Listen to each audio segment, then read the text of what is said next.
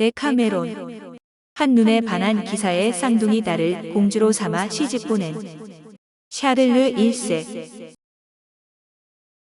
샤를르 1세의 위대한 업적과 만프레디 왕과 싸워 얻은 빛나는 승리로 인해 피렌체에서 황제당인 기벨린당이 추방되고 교황당인 구엘피당이 돌아왔습니다.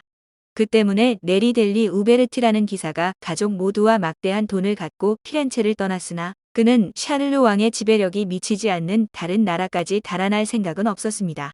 그는 인적이 드문 곳에 살면서 남은 생을 안락하게 보내려고 디스타비아의 해안에 있는 가스텔로라는 곳으로 가서 마을에서 조금 떨어진 비옥한 땅을 사서 아름답고 넓은 집을 지었습니다. 집 옆에는 아름다운 정원을 만들고 물이 풍부한 것을 이용해 뜰 한가운데 피렌체식으로 맑고 아름다운 연못을 파고 여러 지방에서 사들여온 진귀한 고기를 많이 잡아 넣었습니다. 그는 날마다 이 정원을 아름답게 꾸미는 데만 전념하고 있었는데 마침 더운 계절이라 샤를르 왕이 피서를 위해 가스텔로 해안에 와서 네리 씨의 정원이 매우 아름답다는 소문을 듣고 꼭 보고 싶다고 했습니다. 더구나 소유자가 반대당의 기사라는 말을 듣고 이 기회에 친해 두는 것이 좋겠다는 생각을 가져 사신을 보내 내일 밤 4사람의 수행원을 데리고 몰래 찾아갈 테니 자기와 아름다운 뜰에서 식사를 하자고 요청했습니다. 네리 씨는 대단히 기쁜 일이라 굉장한 음식을 장만하고 가족이 정성껏 대접을 하도록 만반의 준비를 갖춰 국왕을 정원으로 모셨는데 국왕은 정원과 저택을 살펴보고 찬사를 보냈습니다. 연못가에 마련된 식탁으로 와서 손을 씻고 식탁에 앉았는데 수행원의 한 사람인 구이도 디 몬포르테 백작을 한쪽 옆에 앉히고 다른 한쪽에는 네리 씨에게 앉도록 했습니다. 조용한 분위기에서 지루한 느낌 없이 식사가 순서에 맞게 차분히 진행되자 국왕은 크게 칭찬했는데 이처럼 즐거운 식사의 흡족함을 만끽하고 있을 때 14세가량 되어 보이는 아가씨 둘이 정원으로 들어왔습니다. 하나는 금발을 말아 올렸고 머리를 말아 올리지 않은 아가씨의 머리 위에는 백화 등의 조그마한 화환이 얹혀 있었는데 두 아가씨의 아름다운 얼굴과 상냥한 자태는 천사를 떠올리게 했습니다. 눈같이 흰 엷은 리넨 옷을 입었는데 윗부분은 몸에 달라붙었고 아래로 내려갈수록 천막처럼 퍼져 발목까지 덮여 있었으며 앞에 선 아가씨는 왼손으로 어깨에 맨 손그물을 잡고 오른손에는 긴 막대기를 들고 있었습니다. 뒤를 따르는 또 한 아가씨는 왼쪽 어깨에 냄비를 메고 왼쪽 겨드랑이에는 한 단의 장작을 끼고 손에는 산바리를 들었으며 다른 한 손에는 기름통과 불이 붙은 관소를 들고 있었습니다. 국왕은 그것을 보고 놀라 눈이 둥그레지며 신기하게 여기며 다음 행동을 기대했는데 두 아가씨는 왕에게 경의를 표한 후 둘 다 연못 속으로 들어가 물이 가슴에 닿는 곳까지 갔습니다. 이때 네리 씨의 하인 한 사람이 불을 피우고 산바리 위에 냄비를 걸고 냄비에다 기름을 부어서 아가씨들이 잡은 고기를 던져주길 기다렸습니다. 연못 속의 아가씨들은 한 사람이 고기가 숨어 있을 듯한 곳을 막대기로 쑤시면 다른 사람은 손 그물을 대고 기다렸는데 그 광경을 보던 왕이 크게 기뻐하는 동안에 많은 물고기를 잡아 올렸습니다. 물고기가 던져지면 하인은 그것을 냄비에 넣었는데 두 아가씨는 미리 당부를 받았는지 가장 근사한 몇 마리를 골라 왕과 구이도 백작과 아버지가 앉아있는 식탁 위로 던졌습니다. 식탁 위에서 생선이 펄떡펄떡 뛰자 국왕은 흥이 나서 손으로 그것을 붙잡아 아가씨들에게 도로 던져주곤 했는데 이렇게 흥겹게 보내는 동안 하인은 생선 튀김을 올렸습니다. 아가씨들은 여러 마리의 고기를 잡았기에 희고 엷은 옷이 몸에 찰싹 붙어 속살이 보일 듯 말 듯한 모습으로 연못에서 나와 갖고 나온 물건을 챙겨 들고 왕의 앞을 부끄러운 듯이 지나 집 안으로 돌아갔습니다. 귀여우면서도 아름다운 그 모습은 국왕의 마음을 사로잡았는데 사랑의 포로가 된 것을 깨달았지만 두 사람이 아주 닮았기 때문에 주의 깊게 보아도 어느 쪽이 더 마음에 드는지 가려낼 수 없었습니다.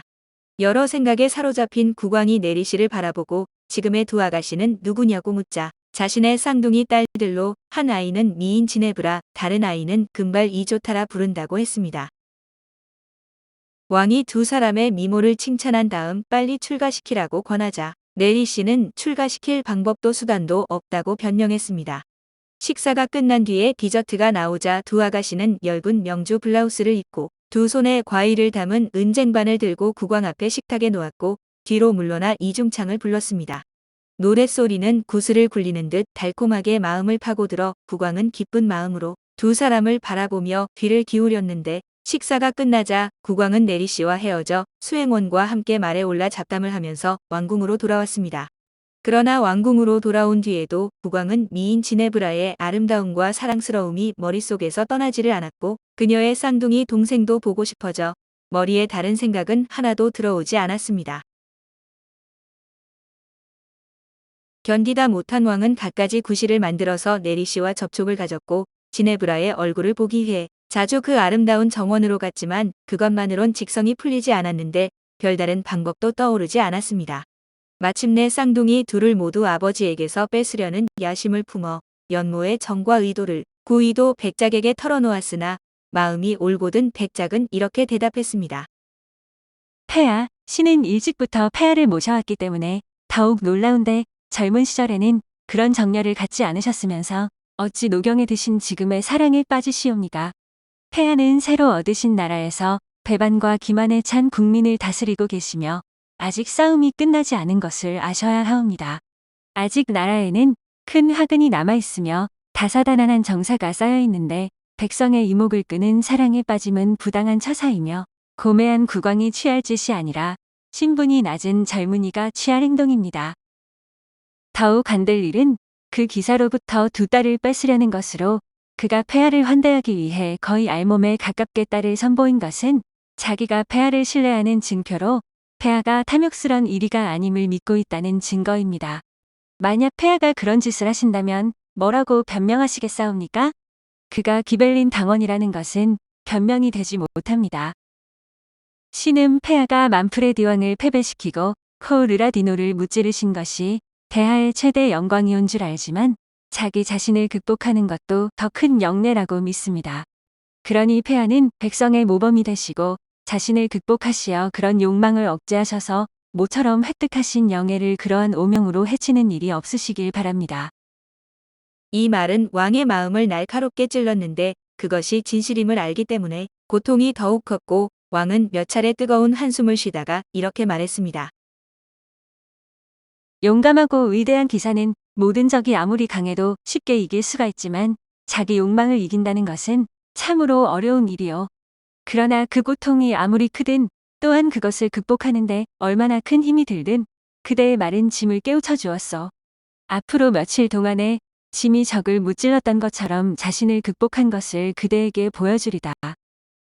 이런 말을 한 국왕은 며칠 뒤 나폴리로 돌아갔고 자기가 비열한 행동을 하려던 원인을 없애고 네리 씨한테서 받은 훌륭한 접대의 상을 내리기 위해 두 아가씨를 결혼시켜 주려는 결심을 했습니다. 사실 자기의 것이 되기를 그토록 바랐던 두 아가씨를 남에게 준다는 것은 정말 괴로운 일이었지만 국왕은 네리 씨의 딸로서가 아니라 자기의 딸 즉 공주로서 결혼시키려 했던 것입니다. 네리 씨는 크게 기뻐했고 딸들에게는 막대한 지참금이 주어져 미인 지네브라는 마페오다 팔리치와 결혼시키고 금발의 이조타는 굴리엘 모 델라마냐와 결혼시켰는데 둘 다 귀족의 기사로 지체가 높은 남작이었습니다. 국왕은 딸들을 결혼시키고는 가슴에 깊은 고통을 참으면서 풀리아에 가서 고된 일에 쫓기며 스스로 강한 욕망을 누르고 연모의 정념을 끊었기 때문에 남은 생애 동안 그러한 정열에서 초탈한 생활을 했습니다. 사랑의 포로가 되었던 한나라의 왕이 자기가 그리던 아가씨로부터 사랑의 말 한마디도 듣지 않고 꽃 한 송이 사랑의 열매 하나 따지 않고 다른 데로 시집 보낸 것은 참으로 훌륭한 일이라 하겠습니다. 그토록 훌륭한 국왕은 네리 씨에게는 많은 상을 내리고 사랑했던 아가씨들에게는 충분한 지참금을 마련해 주고 자기 자신을 장하게 극복할 수 있었습니다. 오늘 데카메론은 한눈에 반한 기사의 쌍둥이 딸을 공주로 삼아 시집 보낸 샤를르 1세였습니다.